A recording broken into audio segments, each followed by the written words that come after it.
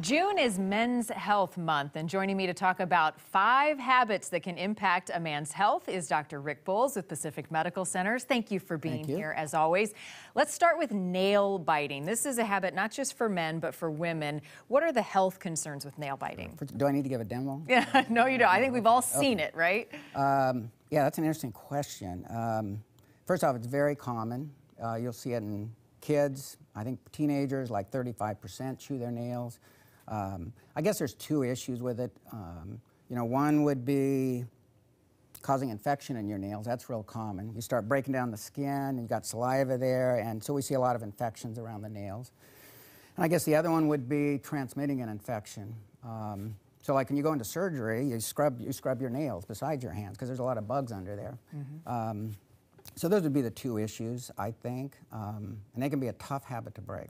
Absolutely. The second habit that can be also something that's very common for a lot of people is eating too fast. Yeah. What are your concerns health-wise for men and for everybody eating too fast? I think the obvious is when you eat too fast, you tend to eat more.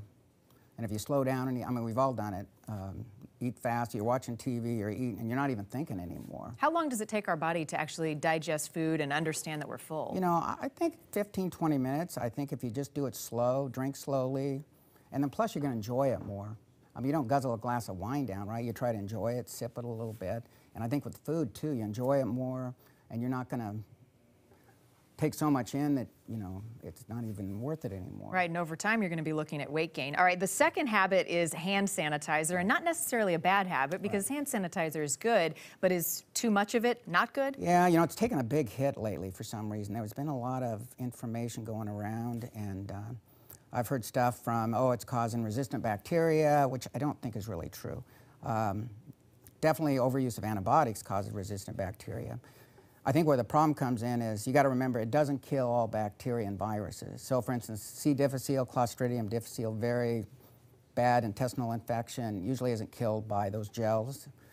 Also norovirus on the cruise ship, not really killed well. You're better off using soap and water and that kind of stuff. The other big thing you can get into is it's going to dry out your skin, especially if you use it a lot frequently.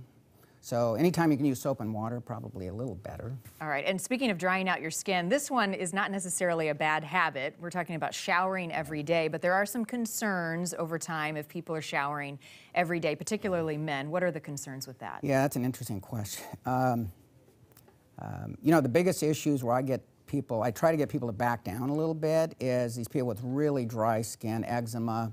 I'll ask them, first off, how often do you take a shower or bath? And some will say, I've had some 2 or 3 times a day. Sometimes it's because they worked out and so forth. So, if you talk to experts, they say you don't necessarily have to have a shower or bath every day, but, if you're going to work out and be sweaty, I think socially... People around you would appreciate it. I think we've all experienced those. All right, so heed some caution when you're showering. Do so when needed, especially if you're going to be around especially if you others. got dry skin.